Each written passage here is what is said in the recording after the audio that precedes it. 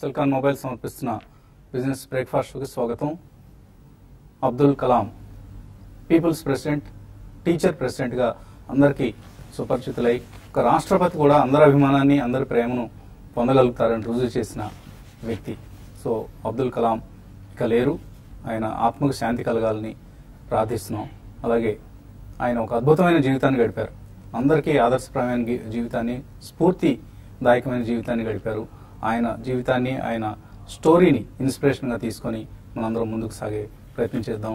So Abdul కలాంకు సలాం చేస్తోంది TV5 business breakfast show. ఇక మన రెగ్యులర్ ఫీచర్ మార్కెట్స్ విషయానికి వస్తే గ్లోబల్ క్యూస్ నెగిటివ్గా ఉన్నాయి. ఈ మంగళవారం ఉదయం యుఎస్ స్టాక్స్ వరుసగా 5వ సెషన్ లాస్ట్ నైట్ క్లోజ్ కావడం చూసాం. అండ్ నిన్నటి భారీ పతనం తర్వాత చైనీస్ మార్కెట్స్ లో నష్టాలు కొనసాగుతున్నాయి. మరొక 3% నష్టంతో ట్రేడ్ అవుతోంది. ఆల్మోస్ట్ 3% నష్టంతో ట్రేడ్ అవుతుంది. Shanghai index world's biggest commodity consumer చాలా చాలా అతలాకుతలం అవుతుంది. అక్కడి ఆర్థిక వ్యవస్థ కావచ్చు, ఆర్థిక వ్యవస్థలో ఏం జరుగుతుందో మనకి ఇంకా పూర్తిగా అంతుబట్టడం లేదు. కానీ స్టాక్ మార్కెట్స్ మాత్రం భారీగా కుప్పకూలుతున్నాయి. రోజు రోజుకి నష్టాల దిశగానే ప్రయాణిస్తున్నాయి.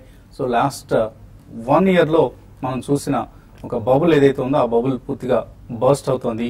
మధ్యలో కొద్దిగా ఆగినట్లు కనిపించింది. ప్రభుత్వ ప్రమేయంతో, ప్రభుత్వం తీసుకున్న నిర్ణయాలతో కొంత ఆగినట్లు కనిపించింది ఈ పతనం. బట్ మళ్ళీ నిన్నటి నుంచి చైనా మార్కెట్స్ పతనం అవుతూ మిగతా మార్కెట్స్ కూడా కిందకి లాగే ప్రయత్నం చేస్తున్నాయి. సో చైనీస్ డ్రాగన్ నిన్న భారతీయ ఎలిఫెంట్ ను కూడా కిందకి లాగే ప్రయత్నం చేసింది. And Nifty 200-day moving average కింద క్లోజ్ అయింది. సో ఇక కీలకమైన 8300 సపోర్ట్ ను కూడా నిఫ్టీ టెస్ట్ చేయబోతోంది ఇవాళ రేపట్లో. ఓపెనింగ్ మాత్రం వీక్ గానే ఉండబోతుంది ఇండియన్ మార్కెట్స్ ఇవాళ కూడా. అండ్ అక్కడ నుంచి ఏదైనా కొంత రికవర్ అవుతుందా, లోవర్ లెవెల్స్ లో ఏదైనా బయింగ్ వస్తుందా, ఇటువంటివి చూడాల్సి ఉంది. సో చైనా మరోవైపు పీ నోట్స్ అంటే పార్టిసిపేటరీ నోట్స్, అలాగే వీక్ Q1 ఎర్నింగ్స్, 2 రోజుల FOMC మీటింగ్ ఇవాళ ప్రారంభం కాబోతుంది. ఆ మీటింగ్ నిర్ణయాలు ఇవన్నీ మార్కెట్స్ ను షార్ట్ టర్మ్ లో ప్రభావితం చేయబోతున్న అంశాలు. అండ్ అఫ్ కోర్స్ ప్రస్తుతం మనం ఎక్స్పైరీ వీక్ లో ఉన్నాం. సో ఎక్స్పైరీకి సంబంధించిన వొలటిలిటీ కూడా మార్కెట్స్ ను ప్రభావితం చేయబోతోంది. సో ఆయిల్ కమోడిటీస్ పరిస్థితి గమనిస్తే వరల్డ్ వైడ్ ఆయిల్ ఇంకా చాలా చాలా వీక్ గా ఉంది. 52.95 ఇది బ్రెంట్ క్రూడ్ ట్రేడ్ అవుతున్న ధర. 47.06 నైమెక్స్ క్రూడ్. సో రెండు కూడా చాలా చాలా బేరిష్ దిశగా ట్రేడ్ అవుతున్నాయి, both Brent crude and China NYMEX crude కూడా. అలాగే గోల్డ్ ప్రైస్ వీక్నెస్ కొనసాగుతోంది. ఇన్ఫాక్ట్ గ్రీస్ సంక్షోభం కావచ్చు, చైనా సంక్షోభం కావచ్చు, ఇటువంటి సంక్షోభాలు వచ్చినప్పుడు గోల్డ్ ప్రైస్ పెరగాలి. కానీ గోల్డ్ ప్రైస్ ఎంత మాత్రం పెరగడం లేదు. అంటే గోల్డ్కే కాదు, ఏ అసెట్ క్లాస్ కి కూడా ఇప్పుడు ప్రస్తుతం అందరూ రిస్క్ ఆఫ్ మూడ్ లో ఉన్నారు. క్యాష్ గానే ఉండిపోతుంది. ఏ అసెట్ క్లాస్ వైపు మళ్ళడం లేదు. సో ఇది గమనించాల్సిన అంశం. ఇదేదో షార్ట్ టర్మ్ ఫినామినాగా కొట్టిపారేయడం.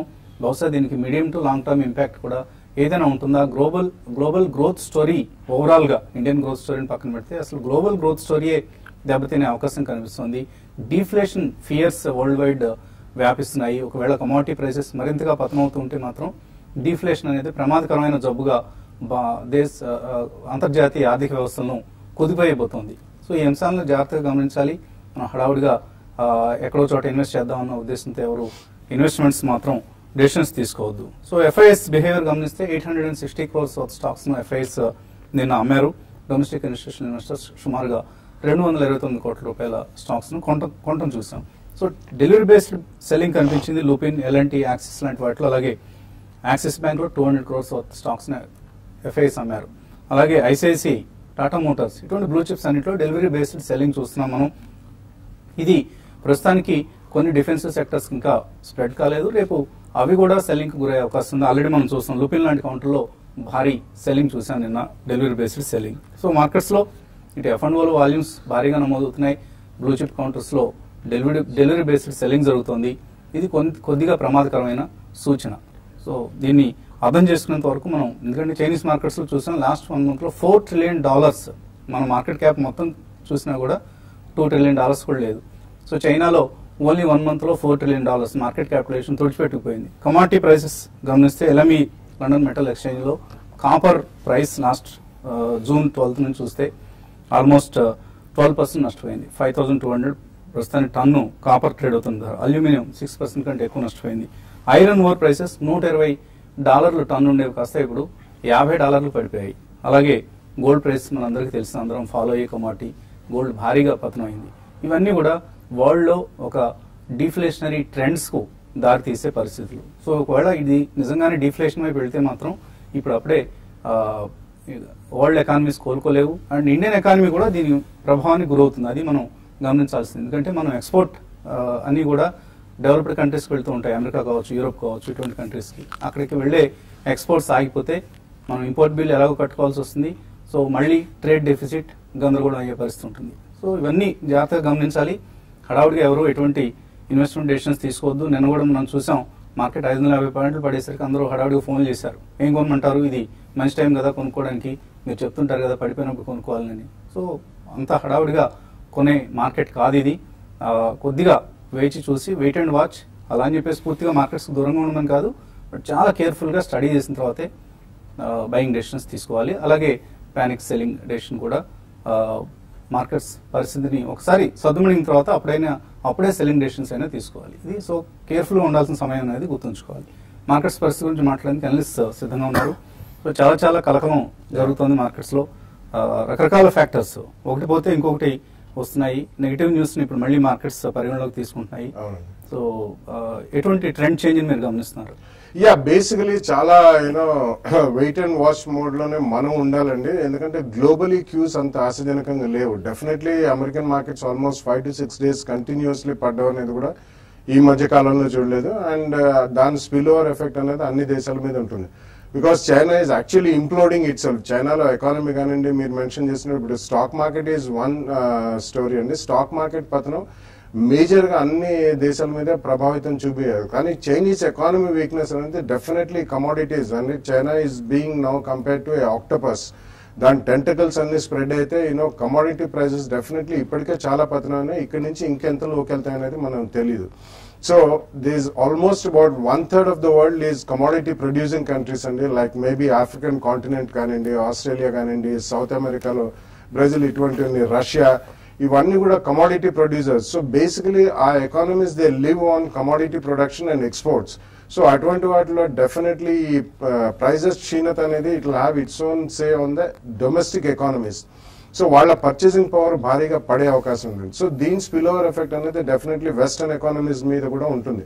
వాళ్ళ ఎకానమీస్ పతనం అయితే even goods from America cannot be exported or American companies which are operating outside of America. Major American corporations almost 30 to 40% sales outside of America నుంచి వస్తాయి. So ఇదంతా కూడా cascading effect అంటామండి మనం. So it's going to have a global spill over effect. But ఒకటి మనం definitely చెప్పుకోవచ్చు ఏంటంటే కమోడిటీస్ మేజర్ గా పతనం అయితే ఇండియాకి డెఫినెట్లీ లాంగ్ టర్మ్ లో చాలా positive. Because we are not completely export dependent economy, at least about compare to other economies like China or maybe far east Asian economies తో పోల్చుకుంటే ఇండియన్ ఎకానమీకి exports were never beyond 20%. So 80-20 rule మనకి వర్తించిన 80% domestic economy ఉంది. అది కొద్దిగా వైబ్రెన్సీ మనకి అంటే సునాయాసంగా పార్లమెంట్ సాగి మనకి డెఫినెట్లీ మంచిగా బిల్స్ అవన్నీ పాస్ అయితే మాత్రం తప్పకుండా మనకి పాజిటివ్ నేచర్ గానే ఉంటుంది. But we have to wait and watch, ఎందుకంటే parliament has been completely wash over till now.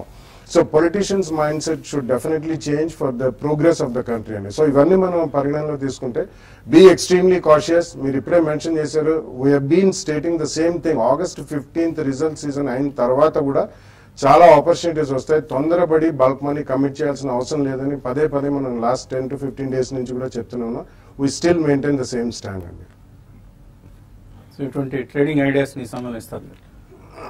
Trading ideas అంటే ఈ రోజు కొంచెం మార్కెట్ లో నుంచి కొంత రికవరీ కావడానికి అవకాశం ఉంటుంది, లేకపోతే కొన్ని స్టాక్స్ ఆగడానికి అవకాశం ఉంటుంది. అయితే మార్కెట్స్ ఓవరాల్ ట్రెండ్ పరంగా చెప్పాలంటే నెక్స్ట్ ఫ్యూ డేస్ వోలటాలిటీ అనేది ఎక్కువ ఉంటుంది. మనకి F&O క్లోజింగ్ 2 days 3 days ఉంది కాబట్టి నెక్స్ట్ 2-3 రోజుల్లో రోల్ ఓవర్స్ ఏ విధంగా ఉంటాయనే దాన్ని బట్టి కూడా మార్కెట్ ఏ లెవెల్ ఆగుతుందని చెప్పొచ్చు. బట్ ఓవరాల్ గా ఈ F&O క్లోజింగ్ చూసుకుంటే 8320 అండ్ 8480 మధ్యలో క్లోజ్ అయ్యే అవకాశం ఎక్కువ ఉంది. ప్రాబ్లీ ఈవెన్ 84 పైన కూడా క్లోజ్ అయ్యే అవకాశం కనపడుతుంది. ఇక్కడ ఈ లెవెల్ క్రూషియల్ సపోర్ట్ అనేది నిఫ్టీకి ఉంది 8320 అండ్ 8340. కాబట్టి ఆ లెవెల్కి వచ్చినప్పుడు బయింగ్ అటెంప్ట్ చేయమంటాను. అట్ ద సేమ్ టైం కొన్ని స్టాక్స్ లోనే లాంగ్ పొజిషన్ తీసుకోవచ్చు. ఫర్ ఎగ్జాంపుల్ కొంత ఓవర్సోల్డ్ లో ఉన్న సన్ ఫార్మా ఒకటి 820 అండ్ 824 దగ్గర కొంచెం సపోర్ట్ ఉంటుంది, దాన్ని లాంగ్ పొజిషన్ తీసుకోమంటాను. తర్వాత ఇంకొక 1-2 రోజులకి మాత్రం డిఎల్ఎఫ్ ఒకటి షార్ట్ కవరింగ్ రావడానికి అవకాశం ఉంటుంది. దాంట్లో కూడా 100 బిలో స్టాప్ లాస్ పెట్టుకుని దాంట్లో కూడా బై చేసుకోవచ్చు. తర్వాత ఐఆర్బి ఇన్ఫ్రా ఒకటి అరౌండ్ 236లో కొంచెం సపోర్ట్ ఉంటుంది, దాన్ని కూడా లాంగ్ పొజిషన్ తీసుకోవచ్చు. అయితే కొన్ని స్టాక్స్ కొంత వీక్గా ఉండే అవకాశం ఉంది. అవి టెక్నాలజీ స్టాక్స్ ఈ రోజు కొంచెం హై లెవెల్లో ప్రాఫిట్ బుకింగ్ రావడానికి అవకాశం ఉంటుంది. తర్వాత ఇంకొక బయింగ్ స్టాక్ బిహెచ్ఎల్ ఒకటి కూడా అరౌండ్ 270 ఆ లెవెల్లో బై చేసుకోమని చెప్తాను. బట్ ఇన్వెస్ట్మెంట్ పరంగా చెప్పాలంటే ఈ లెవెల్ కాకుండా కొంచెం వెయిట్ చేయమంటాను. బట్ ఓవరాల్ ట్రెండ్ పరంగా చెప్పాలంటే నెక్స్ట్ వచ్చే కొద్ది రోజులు వోలటాలిటీ ఉండే అవకాశం ఎక్కువ ఉంది. అయితే లాస్ట్ 2-3 రోజులుగా మంచి రిజల్ట్ అనౌన్స్ చేసిన కంపెనీలు లైక్ జిందాల్సా ఒకటి లాంగ్ టర్మ్ కోసం ఇన్వెస్ట్ చేయమంటాను. కరెంట్ లెవెల్స్ నుంచి 100 రూపీస్ క్రాస్ అయ్యే అవకాశం ఎక్కువ ఉంది. తర్వాత ఐనాక్స్ విండ్ ఒకటి కూడా చాలా స్ట్రాంగ్ గా ట్రేడ్ అవుతుంది. దీన్ని కూడా షార్ట్ టర్మ్ పొజిషన్ కోసం అండ్ ఇన్వెస్ట్మెంట్ కోసం కన్సిడర్ చేయమని చెప్తారండి. సో ఇంత మార్కెట్లో అతలాకుతలం అవుతున్న సమయంలో ఈక్విటీ మ్యూచువల్ ఫండ్ ఇన్వెస్టర్స్ కు ఒక strong fund which can really beat the market అటువంటిది ఏదైనా సజెస్ట్ చేస్తారు? సో బ్యాలెన్స్డ్ ఫండ్ గురించి మాట్లాడుతున్నామండి ఇవాళ మనం. Tata balanced fund. So market కూడా సుందర్ గారి బాటలోనే అప్రమత్తంగా ఉండమంటున్నారు. అవునండి, ఇవాళ బ్యాలెన్స్డ్ ఫండ్ గురించి మాట్లాడతాము. అండ్ బ్యాలెన్స్డ్ ఫండ్ అనేది మనకు జనరల్ గా 65-35 రేషియోలో వర్కౌట్ అవుతుంది. 65% జనరల్ గా 65 to 100% ఈక్విటీలో ఇన్వెస్ట్మెంట్ జరుగుతుంది. అండ్ 0 to 35% డెట్ సెక్యూరిటీస్ లో ఇన్వెస్ట్మెంట్ చేస్తారు. సో మార్కెట్ వాలిటిలిటీలో ఇలాంటి ఫండ్స్, బ్యాలెన్స్డ్ ఫండ్స్ మంచిగా పర్ఫామ్ చేస్తాయండి. ఎందుకంటే మనకు 65 నుంచి 100% వరకు ఈక్విటీలో ఇన్వెస్ట్మెంట్ చేస్తారు కాబట్టి వాలిటిలిటీ ఎప్పుడైతే ఎక్కువగా ఉందో అప్పుడు మనము మార్కెట్ హైలో ఉన్నప్పుడు ఈక్విటీ ఎక్స్పోజర్ ఏమైతే ఉంటుందో తగ్గించుకోవడానికి వీలుంటుంది. అట్లాగే డెట్ ఎక్స్పోజర్ ఇంక్రీజ్ చేసుకోవడానికి కూడా వీలవుతుంది. సో ప్రాఫిట్ బుకింగ్ కూడా ఆటోమేటిక్ గా చేయడానికి వీలుంటుంది బ్యాలెన్స్డ్ ఫండ్స్ లో. సో టాటా బ్యాలెన్స్డ్ ఫండ్ వచ్చేసి లాస్ట్ 1, 3 and 5 years లో పియర్ గ్రూప్ ఏమైతే ఉందో దాన్ని కన్సిస్టెంట్ గా బీట్ చేసిందండి. అండ్ ఇది GARP స్ట్రాటజీ ఫాలో అవుతుంది, growth at reasonable price strategy follow అవుతుంది స్టాక్ పికింగ్ లో. అండ్ ఓవరాల్ టాప్ స్టాక్స్ ఏమైతే ఉంటాయో 4 to 4.5% కంటే ఎక్కువగా ఉన్నది each stock exposure. And debt స్ట్రాటజీలో వచ్చేసి గిల్డ్ ఫండ్స్ లో అంటే గవర్నమెంట్ బాండ్స్ లో అండ్ కార్పొరేట్ బాండ్స్ లో ఇన్వెస్ట్మెంట్ చేస్తుంది. అండ్ ఇది డ్యూరేషన్ ప్లే చేస్తుందండి. డ్యూరేషన్ అంటే హయ్యర్ మెచ్యూరిటీ ఉన్న గిల్డ్స్ కానీ అండ్ కార్పొరేట్ బాండ్స్ కానీ పికప్ చేస్తుంది. ఎప్పుడైతే వడ్డీ రేట్లు తగ్గుముఖం పడతాయో ఇందులో రిటర్న్స్ అధికంగా రావడానికి ఛాన్స్ ఉంటుంది ఈ డెట్ కాంపోనెంట్ లో. సో ఓవరాల్ గా ఇది అక్టోబర్ 1995 లో స్టార్ట్ చేశారు. టాప్ హోల్డింగ్స్ వచ్చేసి Axis Bank, HDFC Bank, HCL Technologies, Power Grid Corporation, Glenmark Pharma. Last 1 year లో 26.28% రిటర్న్ ఇచ్చిందండి. ఈ in spite of being a balanced fund returns are very high. And last 3 years లో 25.71% compounding returns అండి ఇవన్నీ. 5 years లో 16.59, 7 years లో 17.76 and 10 years లో 18.16% return ఇచ్చింది. సో ఇది బ్యాలెన్స్డ్ ఫండ్ అయినప్పటికీ కూడా జనరల్ గా డైవర్సిఫైడ్ ఫండ్స్ ఏమైతే ఉంటాయో, లార్జ్ క్యాప్ డైవర్సిఫైడ్ ఫండ్స్ ఏమైతే ఉంటాయో మోస్ట్ ఆఫ్ ద ఫండ్స్ ని కూడా ఇది కన్సిస్టెంట్ గా బీట్ చేసింది. 1 lakh ఎవరైతే 1995 లో ఇన్వెస్ట్మెంట్ చేసి ఉంటారో ఇప్పుడు ఆల్మోస్ట్ 20 years ట్రాక్ రికార్డ్ ఉంది ఈ ఫండ్ కి. 1 lakh ఎవరైతే 1995 లో ఇన్వెస్ట్మెంట్ చేసి ఉంటారో ఇప్పుడు ప్రస్తుతానికి 17 times ఇంక్రీజ్ అయిందండి. అది 17,23,000 దాని వాల్యూ ఇప్పుడు ఉండేది. ఎవరైతే ఫస్ట్ టైం ఇన్వెస్టర్స్ ఉంటారో మార్కెట్ లో త్రూ మ్యూచువల్ ఫండ్స్, అలాంటి వాళ్ళు బ్యాలెన్స్ ఫండ్స్ ని చూస్ చేసుకుంటే ఇట్స్ ఆల్వేస్ బెటర్ అండి. అలాగే వాటి బిజినెస్ స్టాండర్డ్ స్మార్ట్ ఇన్వెస్ట్ లో ఒక చక్కటి వార్త వచ్చింది. Despite volatility don't stop SIPs in mutual fund child plans. So insurance companies offer చేసే చైల్డ్ ప్లాన్స్ తో కంపేర్ చేస్తే mutual fund children plan like UTI CCP balanced fund ఇటువంటివన్నీ కూడా చిల్డ్రన్ ని టార్గెట్ చేస్తూ ఆఫర్ చేసే స్కీమ్స్. సో ఇటువంటి schemes లో డోంట్ స్టాప్ SIPs అని. సో ఇది కంటిన్యూ చేయాల్సిన సమయం, ఇది ఆపొద్దు అంటూ వార్త ఇవ్వడం కూడా ఇందులో మనం చూస్తున్నాం. సో ఇక ఇన్వెస్టర్స్ నుంచి కాల్స్ అలాగే మెయిల్స్ తీసిన ముందు కాసేపు ప్రకటన.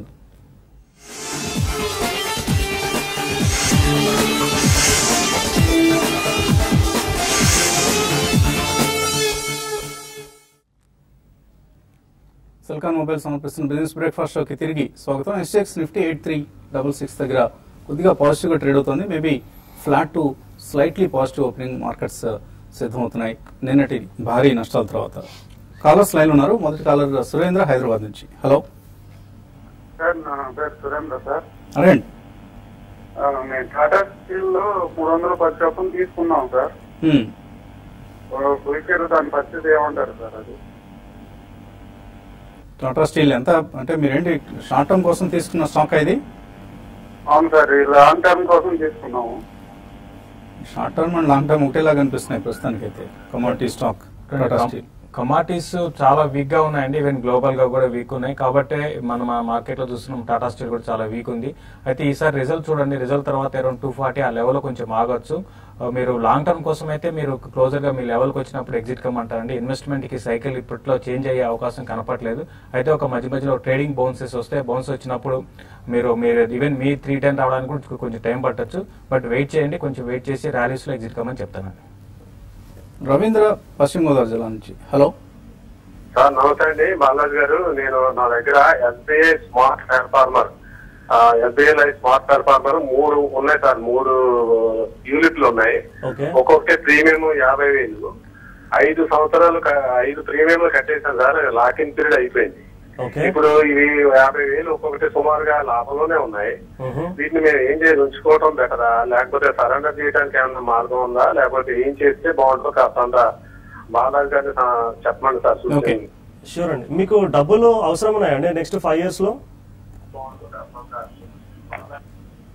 ఓకే, సో మీకు ఇప్పుడు సరెండర్ చేసుకుంటేనే బెటర్ అండి. అందులోంచి బయటకు వచ్చేసింది. కాకపోతే మీరు కాల్ సెంటర్ కి కాల్ చేసి surrender value and fund values రెండు సేమ్ గా ఉన్నా గానీ, లేదంటే సరెండర్ వాల్యూ ఒక 2 to 3% ఫండ్ వాల్యూ కంటే తక్కువ ఉన్నా గానీ బయటకు వచ్చేసేయండి.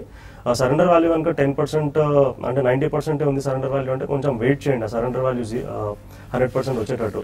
సో ఇది సరెండర్ చేసేసి బయటకు వచ్చేసి, ఒకవేళ మీకు డబ్బులు కనుక ఇప్పుడు అవసరం లేకపోతే నెక్స్ట్ 5 years కంటే తర్వాత మీరు డబ్బులు తీసుకోదలిస్తే కనుక ఈ అమౌంట్ వచ్చేసి మీరు సిస్టమాటిక్ ట్రాన్స్ఫర్ ప్లాన్ ద్వారా వచ్చే 6 to 9 months కి ఈక్విటీ మ్యూచువల్ ఫండ్స్ లో మీరు ట్రాన్స్ఫర్ చేసుకుంటే బెటర్ అండి. తర్వాత కాలర్ ఆదిలాబాద్ నుంచి శ్రీకాంత్. హలో హలో అడగండి శ్రీకాంత్. అది ఏఆర్ఎస్ఎస్ ఇన్ఫ్రా తీసుకోవచ్చా సార్?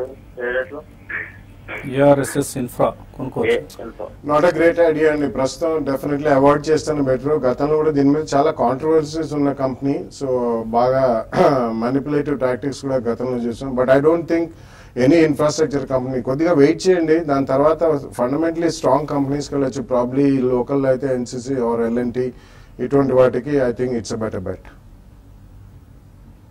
ఓకే అండి. ఈమెయిల్ సందేహాలు చూస్తే దేవరాపల్లి భాస్కర్ అడుగుతున్నారు, యూనిటెక్ గురించి ఇన్ఫర్మేషన్ ఇవ్వమంటున్నారు. ఏ ఇన్ఫర్మేషన్ కావాలండి మీకు? అంటే కంపెనీ ఫండమెంటల్సా లేకపోతే టెక్నికల్ ఎలా ఉందనేది ఏదనేది మీరు క్లియర్గా రాయలేదు. చాలా ఉంది కంపెనీ గురించి స్టోరీ చెప్పాలంటే. చాలా చాలా దారుణమైన దయనీయమైన పరిస్థితిలో ఉంది. బ్యాలెన్స్ షీట్స్ పూర్తిగా అస్తవ్యస్తమైన కంపెనీ ఇది. ఒకవేళ మీరు కొనే ఉద్దేశం ఉంటే మాత్రం అవాయిడ్ చేయండి.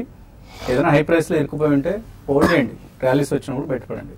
శివకుమార్ అడుగుతున్నారు, టాటా ఎలక్సీ 1,400 రూపాయల్లో హోల్డ్ చేస్తున్నారు. హోల్డర్ సెల్ అండి. టాటా ఎలక్సీ మీరు హోల్డ్ చేయమని చెప్తానంటే చాలా స్ట్రాంగ్ గా ఉంది. ఈవెన్ వీక్ మార్కెట్ లో కూడా అప్ అండ్ డౌన్ ఉంది. మీరు హోల్డ్ చేయమని చెప్తానండి. Jenburkt pharma and mean and bearings, ఈ 2 కంపెనీల మీద మీ అభిప్రాయం ఏంటి? భైరవ్ అడుగుతున్నారు. The very small cap companies అండి. Jenburkt pharma is actually into formulations. కొద్దిగా బ్రాండెడ్ ఫార్ములేషన్స్ కూడా ఉన్నాయి. సో రీజనబుల్లీ స్ట్రాంగ్ పర్ఫార్మెన్స్ మనం చూసాం recently. But even mean and bearings కూడా. సో ఇటువంటి కంపెనీస్ లో మీరు ఇన్వెస్ట్ చేయదలుచుకుంటే చాలా కేర్ఫుల్ గా ఉండాలి. చిన్న క్వాంటిటీ తీసుకోండి. ఒక స్టాప్ లాస్ పెట్టుకుని ఎక్కడన్నా షార్ప్ స్పర్ట్స్ వచ్చినప్పుడు ప్రాఫిట్స్ బుక్ చేయండి. వైఎస్ రావు హైదరాబాద్ నుంచి Bal pharma, Banco products, Munjal auto ఇవన్నీ తీసుకుంటారట. 1 year కోసం తీసుకోవచ్చు. ఇందులో మీరు బాల్ ఫార్మా తీసుకోవచ్చు అండి. ముంజాల ఆటో మాత్రం అవాయిడ్ చేయండి. బాల్ ఫార్మా మాత్రం మీరు లాంగ్ టర్మ్ కోసం బై చేసుకోవచ్చు అండి. జేకే టైర్స్ ట్రేడింగ్ కోసం 87లో కొన్నారట ఎంవీఆర్ కుమార్. సెల్ చేసి మళ్ళీ కొనుక్కోవచ్చు. చూడండి, మీరు సెల్ చేయాలంటే ఒక 2 days బ్యాకే సెల్ చేయాల్సి ఉంటుందండి. బట్ స్టడీగా ఉంది, స్ట్రాంగ్ ఉంది. మీరు 104, 105 దగ్గర సెల్ చేయండి. అయినా కూడా మీరు 13% షార్ట్ టర్మ్ అంటున్నారు కాబట్టి 13% ప్రాఫిట్ లో ఉన్నారు. ఒకసారి ఇక్కడ ప్రాఫిట్ బుక్ చేసుకోమని చెప్తానండి. నరసింహమూర్తి అడుగుతున్నారు, సింజిన్ ఇంటర్నేషనల్ ఐపీఓలో 2 to 3 years ఉద్దేశంతో బై చేయొచ్చు అని అడుగుతున్నారు. ఇన్వెస్ట్ చేయొచ్చు అని మనం నేను కూడా సజెషన్ ఇవ్వడం జరిగింది. తీసుకోండి, తప్పనిసరిగా ఇన్వెస్ట్ చేయండి. బ్యాడ్ టైమ్స్లో మార్కెట్ పరిస్థితి అంతగా వీక్గా ఉన్న సమయంలో వచ్చిన ఇష్యూ. మేబీ కొద్దిగా సబ్స్క్రిప్షన్ లెవెల్స్ కూడా తక్కువగానే ఉంటాయి. డెఫినెట్గా అలాట్మెంట్కి ఛాన్స్ ఉంటుంది. అప్లై చేయండి. సుగుణ్ కుమార్ అడుగుతున్నారు, ఎన్వైఎస్సీలో కానీ నాస్డాక్లో కానీ లిస్ట్ అయిన షేర్లు ఇక్కడ నుంచి కొనుక్కోవచ్చు, కొనగలమా మనం కొనడానికి ఛాన్స్ లేదండి. కాబట్టి డో ఫ్యూచర్స్ మన ఇండియన్ మార్కెట్ లో ఉంది, దాన్ని ట్రేడ్ చేసుకోవచ్చు అండి. మ్యూచువల్ ఫండ్స్ లో గ్లోబల్ మార్కెట్స్లో ఇన్వెస్ట్ చేసే మ్యూచువల్ ఫండ్స్ ఏమున్నాయి? American and Europe based funds ఉన్నాయండి, అట్లాగే ఏషియన్ బేస్డ్ ఫండ్స్ కూడా ఉన్నాయి. Majority of the fund houses లో ఇలాంటి ఫండ్స్ ఉన్నాయి. కాకపోతే ఆ పర్టికులర్ కంట్రీలో మీకు ఫ్యూచర్ లో ఏమైనా యూజ్ ఉంటే కనుక పిల్లలని అక్కడ పంపించి ఎడ్యుకేషన్ గురించి పంపించడం కానీ మీరు వెళ్ళడం కానీ అక్కడ ఉండేటట్టు అయితే అలాంటి సమయంలో మీరు ఇన్వెస్ట్మెంట్ చేసుకోవాలి. ఎందుకంటే ఫారిన్ ఎక్స్చేంజ్ రిస్క్ ఉంటుంది. లేదంటే ఒక 5 to 10% వరకు మీరు ఎక్స్పోజర్ ఇచ్చుకోవచ్చు, అంతకంటే ఎక్కువగా ఇవ్వకూడదండి. కిషోర్ టెక్సాస్ నుంచి అడుగుతున్నారు, డల్లాస్ టెక్సాస్ నుంచి. ఆయన 3 లక్షల రూపాయలు ఇన్వెస్ట్ చేద్దాం అనుకుంటున్నారు 3 years కోసం. AB Nuvo, Apollo tyres, Emami, HUL, Sun pharma, Granules, NCC, Yes bank, SBI, వీటిలోంచి ఎటువంటి స్టాక్స్ రికమెండ్ చేస్తారు? I think the list is really exhaustive and but you can confine yourself అంటే ఒక 4 to 5 stocks in about 3 sectors, FMCG, pharma, IT and NBFCs. You can confine it to that. Yogendranath అడుగుతున్నారు, Jagran Prakashan and geometric, ఈ రెండు ఏం చేయాలి? ఆయన 115లో geometric కొన్నారు, జాగరణ్ 130లో కొన్నారు. జాగన్ ప్రకాష్ మీరు హోల్డ్ చేయండి అండి. నిన్న ఎక్సలెంట్ రిజల్ట్ 70 crores 50 crores నుంచి 170 crores ప్రాఫిట్ జంప్ అండి. సో జాగన్ ప్రకాష్ మీరు హోల్డ్ చేయమంటాను. కరెంట్ లెవెల్స్ నుంచి బాగా పెరగడానికి అవకాశం ఉంది. జామెట్రిక్ కూడా రిజల్ట్ బాగా అనౌన్స్ చేసింది సర్ప్రైజింగ్లీ. సో 2 స్టాక్స్ ప్రస్తుతానికి హోల్డ్ చేయండి, కొద్దిగా అప్ ట్రెండ్ కనిపిస్తున్న స్టాక్స్ ఇవి. ఇది ఇవాల్టి బిజినెస్ బ్రేక్ఫాస్ట్. మధ్యాహ్నం స్మార్ట్ ఇన్వెస్ట్లో మళ్ళీ కలుద్దాం.